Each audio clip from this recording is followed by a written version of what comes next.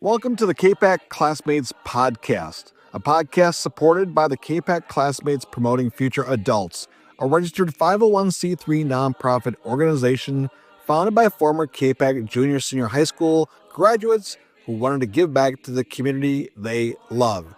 Their mission to support future world leaders by providing financial opportunities for college education, as well as technical or skill-based experiences. Their vision to use a collaborative approach to further grow the alumni and its support to students and local communities. You can learn more at Capac Classmates PromotingFutureAdults.com. Welcome to the show. Hello, everyone. I'm John Gonzalez from the Capac Classmates Promoting Future Adults. It's the first podcast, the inaugural podcast of Capac Classmates Promoting Future Adults. I'm with Roxann Mills here from the Capac Community Historical Society Museum. Say that 10 times. Good luck. Roxann, we're going to introduce you more in a second and tell people why we're talking to you today here from the Historical Museum Society. But I just want to remind everyone out there, Capac Classmates Promoting Future Adults, an incredible cause, an incredible group of people that are doing some great things, providing scholarships for those who are graduating and looking for a post-career, whether it's education, whether it's going to the trades. That scholarship is available to you. All the information about this year's scholarship or the 2025 scholarship will be available online at Capac Classmates PromotingFutureAdults.com. Well, all these long classes, all these names and everything in Capac, what's going on? Well, the village's name is short, so we needed to expound on that. Yeah, I mean, Capac is real simple, right? But then all these ways to describe the organization. That's okay, though. I don't mind. Again, I'm John Gonzalez, class of 1983 from Capac High School. I am the son of Celestino and Josephine Gonzalez. My mom, Josie, is class of 62. And we love the community, and we had a chance to visit here often over the years. I moved away for many years, have a career in media, but I've been coming back lately to hanging out with mom and dad a little bit more, and I got a chance to go to a meeting, and the topic came up about the Cranberry Festival, and I said, time out, hold on here. I know I've been gone for a long way. I've never heard of a Cranberry Festival in Capac. I've heard, of course, Capac Days and of Homecoming, but the festival is new to me. And then I said, why cranberries? So I had to turn to Roxann here at the Capac Community Historical Society Museum to tell us more about it. So Roxann, does Capac have a history with cranberries, or did they just make it up? They do have a history. It's a history from very long ago, from around 1876 to about 1881. When it ended with the Great Fire that swept through the Thumb. So it was very short, but we had a lot of swamps. All of Capac was swamps. What you drive down today, when you drive down M21 to the four corners of Capac Road and stop there, you would not be able to access the town that way. You had to come down M21, go up Knoll Road, for those of you who are familiar with the area, go up to Emily City Road, go across Emily City Road, and then come down because it was inaccessible. Because of all the marshes. Because of all the swampland. Wow, that's incredible. So you're talking like 1870? It was around in the 1870s when the Parks and Fluke and Company decided that they would have cranberry farms up in northern Mussey Township and then in Lynn Township. Quite a bit encompassed Lynn Township. So we have to back up to the history of Capac a little bit. It was founded in 1857 by Judge DeWitt Clinton Walker. He got a lot of the land relatively cheap and offered to people who would want to move here. He offered them free homes and provided them food for a year if they would come and settle in the village. And the village was surrounded by swamps, also some timberlands, but it was all harvested off. Everything was gone by the Civil War era, and then the people here in our village resorted to taking the trees that were in the swamp and harvesting them and making barrels and baskets out of those. And then there was a man named Gurley Lester who actually lived in a town called Lesterville, which was south of Capac, and you have to go east on Bell River Road. So if you take Capac Road south and then get on Bell River Road, follow the river around, there was a little town called Lesterville, which is non-existent. No. When the railroad came through in late 1869, The Grand Trunk? Yes, the Grand Trunk. It was not called Grand Trunk back then. We call it Grand Trunk now. But that changed everything. It took all of the little towns that were nestled by the river and moved them to wherever the railroad was. And so Gurley Lester, who lived in Lesterville, moved over to the Capac area, into the village of Capac. And he started to buy up the swamplands. And Germans were immigrating to the Capac area then. He hired the Germans. They dug all of these deep ditches that you see all around the township. Wow. And then he turned a lot of that into farmland and then was harvesting hay. He had 10 barns, 10 stores, 10 farms. He was quite the man, quite the entrepreneur. And our village is farmland, fertile farmland, because of his efforts and the efforts of the German people that he hired and brought into the area. North of Mussey, in North Mussey Township, over in the Petts Road area, if those of you are familiar, there used to be quite a sizable lake. And the lake was called at one point Dwight Lake, and they began to do the irrigation ditches, and then it became two smaller lakes. And there was another man who moved to the area called Mr. Bottomley, and he decided that he would go in partnership with Flukes and Company, because they were ditching all of this swampland off. It would flood very deeply in the spring and stay flooded all winter, and then the swamps would dry off. Well, they decided that they would start to take control of farming and irrigation, and dammed up drew some ditches. I'm sorry. What's all right? They dug ditches for irrigation and dammed up the water in the springtime so that the cranberries could grow. And unlike what happens today, most people will take their cranberry fields and flood them to harvest them. Right, yeah. That's not what happened here. Really? They were hand-picked dry. Huh. And I'd like to say something right here as a plug. In northern Michigan, in the Upper Peninsula, there's a little town called Paradise. I do. I know where Paradise is at. A good friend of mine has a cottage there. And just west of Paradise, down a dirt road, there is still a cranberry farm that's been in existence for over 150 years. And they still hand harvest their cranberries on dry land. Wow. See, my dad was telling, we were talking about this because he came over here in 1961 and he remembers cranberries different. So who knows? I mean, maybe he saw them harvested at one point by hand. Yeah, well, using the flooding and the netting to get the berries off is a lot less backbreaking than bending over to plants that are only less than a foot high and having to hand pick them.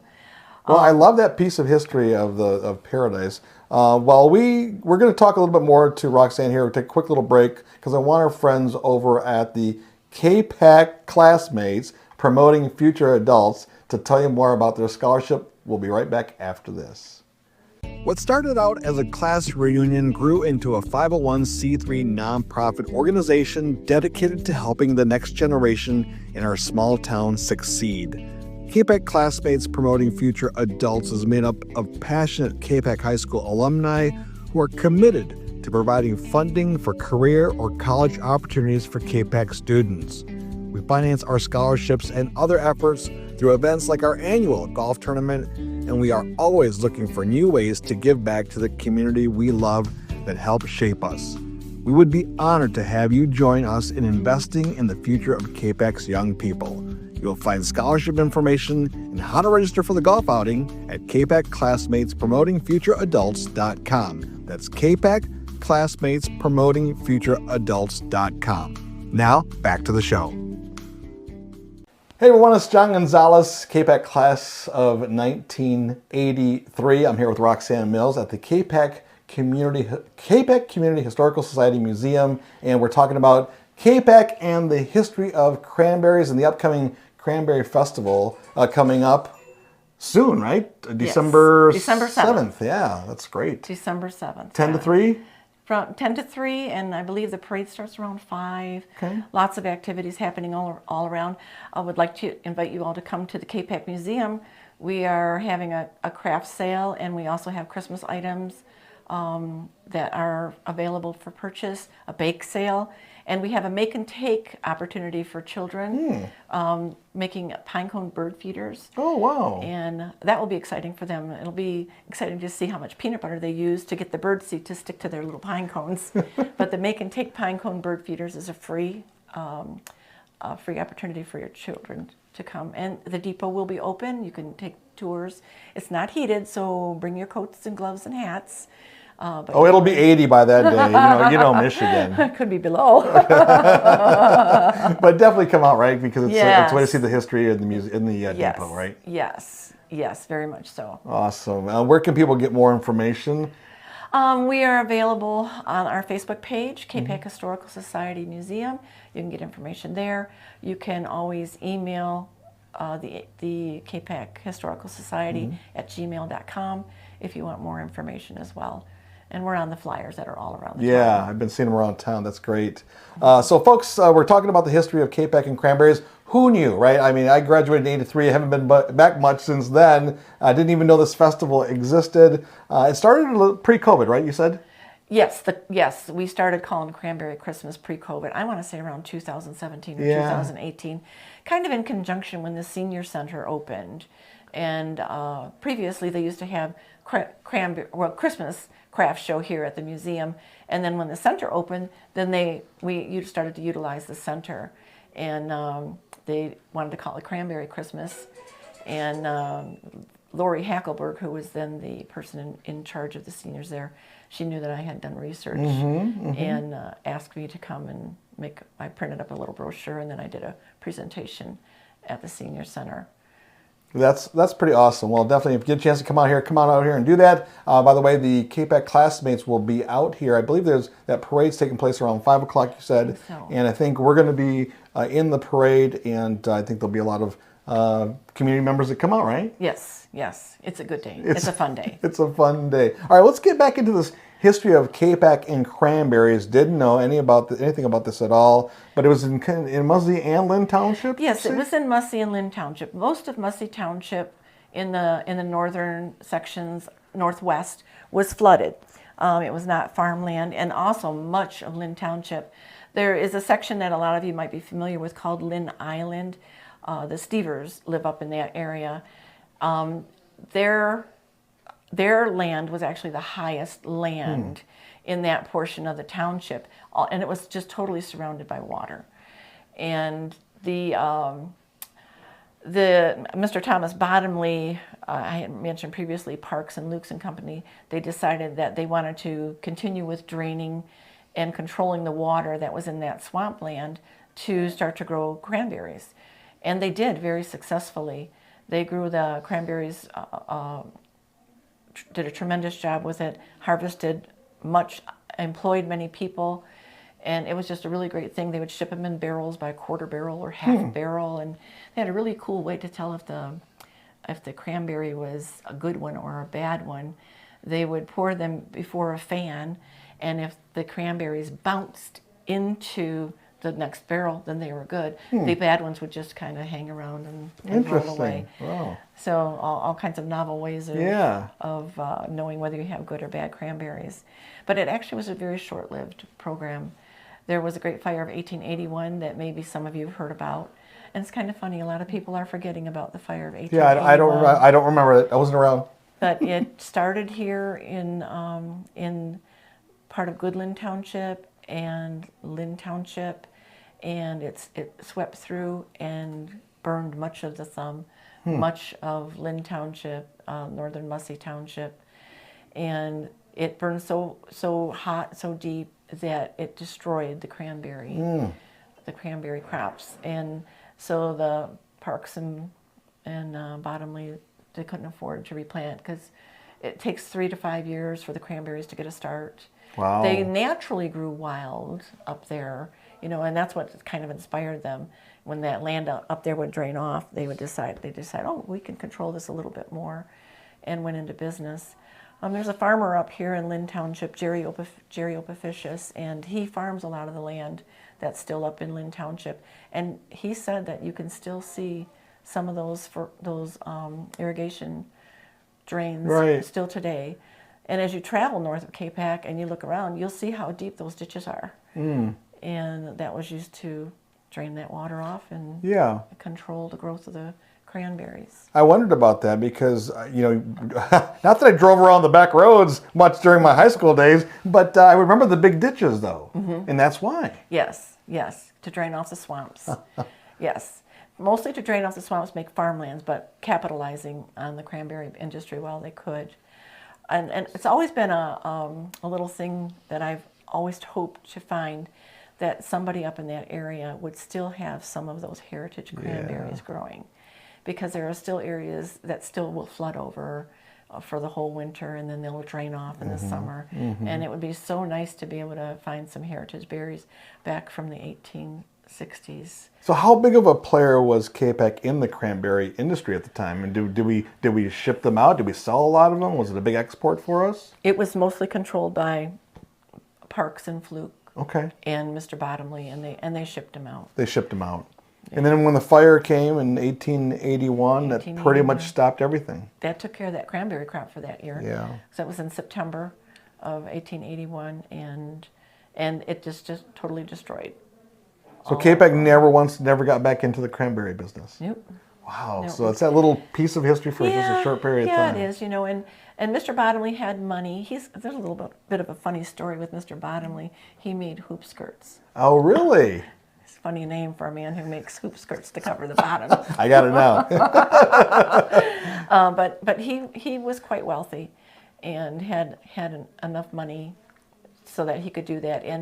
And most of the people around the Capac area were just hard workers, just like today. Yeah. A bunch of hard working people here that are keeping this town going. Yeah. Also, Brad, maybe it was something you had written, that we were into barrel making too. We made barrels here? Yes, there was a stave barrel place, and that was after we first had the lumbering company that came through, and that was big. Sawmills was a big thing when everything was sawed off.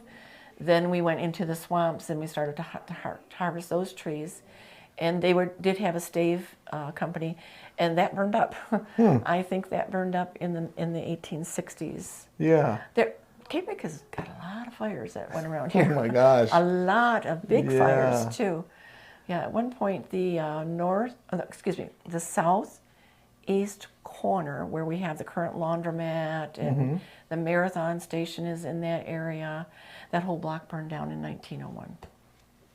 Wow. And then was rebuilt. 1900, and it was rebuilt in 1901. I remember the town. I mean, we're talking back, 70s and even into the 80s. There were still a lot of businesses downtown, and you could still see pieces of what the town was like. Of course, my mom, if she graduating in 62, had a lot of stories of what it was like in the 50s, and so forth. There's a lot of history, a lot of nostalgia. What do you find people when they come over here to see the depot or to talk about Capac history? What are the biggest memories for them? Do you know?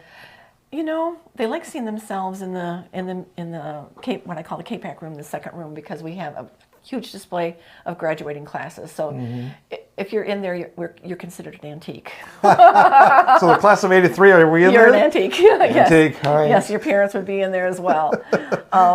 But most people don't. Today's generation, we have no idea of what it was like. Yeah. Those of you who were graduating in the 50s and in the 60s, you got to see the town when it was in its peak and in its climax, and everybody went to town to do everything. You went bowling, you went to the movies, cruising, you went shopping, you did everything in town, and now everything's been displaced into bigger chain stores. Yeah. And it's very hard to keep a local business going now, and it's the same with all small towns. Yeah, it's not. Yeah, Capac is not. Any different than anyone else, right? No, not any different. So I'm glad the depot's here. I've never been through it, so I'll have to do that on another visit. When are you open? Is it during the summer mainly? Well, we're open May through the end of September, and on Saturdays, typically from 1 o'clock to 4 o'clock. And we're seasonal because there's no heat in that building. Although you can come and make an appointment, and we'll take you through it. We just have to be dressed appropriately for that. But that's mostly when it's open. But we are available for private tours. And I would imagine too that if you want to do research on genealogy, you could do that as well here? Yes, yeah. You would have to have an appointment and because somebody needs to be here. We don't have staffing to keep the building open 24/7. Yeah. And so, yeah. But there's a lot of research that can be done online, too. And, I can help guide people to that. To that effect, too. But we do have a lot of personal family history here in the Kemp Memorial Center where we're sitting. We're in the office. This is where we keep all of the family archives. And I'd have to look and see if there's a file on you. Yeah, I don't know. Watch out. There's a file somewhere. It's probably Mr. Remenap's office somewhere, back from a Capac High School principal. Yes. Well, we should tell people where we're located because for some reason I was thinking you were in a different part of town. Did it move here? Well, we moved the depot. Yeah, that's what threw me off. Yeah, it was moved in '88. So if you were in '83, the depot would have been down by the railroad tracks. That's why I'm like, what's it doing on the over north here? side of the tracks? And so Grand Truck was closing up all of the passenger stations, except for you can still catch a ride in Lapeer. Right. That's a very nice ride, and it's a very nice depot to visit. Lovely Lapeer, as I very highly recommend catching the train there and going to Chicago just to be able to get into that That's cool. depot. But we're what road are we on here? We are on East Kemp Court. Kemp Court. Okay. Yeah, the depot was moved in 1988. Okay. Here, Grand Trunk sold us the depot for $1, and then we had to move it, which cost way more than $1. I heard it was stuck in the mud for a while too. Yes, it was stuck in the mud for quite a while. And then in the year 2000, we built the Kemp Memorial Center. Okay. And that's in relationship to the Kemp family. And there's a long story about that. We'll have to do another podcast about that, yeah. The model city. Yeah, I would love to know more about that. So, but yes, the Kemp Center contains all of our research materials. That's great. Well, is there anything else you want to add about the Cranberries? I know the festival's coming up December 7th. It's called Cranberry Christmas, right? Cranberry Christmas, yes. Yes, and you know what? Cranberries are just great. They are. They make the best jam, and I like them anyway. If it's cranberry, I would have a Thanksgiving feast with only cranberries. Just make all those cranberry dishes. But and a cocktail or two with the cranberries juice, But yeah, I'd love to have you come out and visit us. Typically, the society has its business meetings the fourth Thursday of every month. Okay. And we start at 6 o'clock with a potluck meal, and then we usually have a shortened business meeting. And we do have special guests that come in and speak. In April, the fourth Thursday of April, we are having it was called the White Hurricane of Michigan, and it happened in 1913. We're having a special guest speaker come in for that. And it was a horrific storm. Wow. Many people died. Many ships were destroyed. Wow. In that. So that's a very cool thing coming up. Well, Roxann Mills, thank you, the curator here at the Capac Community Historical Society Museum. Not too far from downtown, actually part of downtown. It's still downtown to me. Anywhere in this vicinity seems like downtown. Hopefully people can come out here. Yes. And don't forget, coming up December 7th, it is Cranberry Christmas in downtown Capac. And come out here to the Museum Historical Society for some activities, right? Yes, absolutely. Absolutely. Do the town. It's your opportunity to go everywhere and do everything and see everything and do it. Well, thanks everyone for joining us here on our first podcast for the Capac Classmates Promoting Future Adults. If you want to find out about the scholarship, it opens up 1st of January of 2025. You can find out all the information right now at Capac Classmates PromotingFutureAdults.com. Yes, that's the complete name of the website. Check it out, and you get all the details there. And hopefully, you can get your son or daughter or a friend. They can apply for the scholarship. We're looking for the most improved. That's right. You read the category, read what's required. You don't need to be the salutatorian, valedictorian. You just need to be someone that really cares about Capac, and you want to show a little pride. All right, take care, everyone. We'll see you soon, and thank you, Roxann. Thank you very much. Bye, everybody.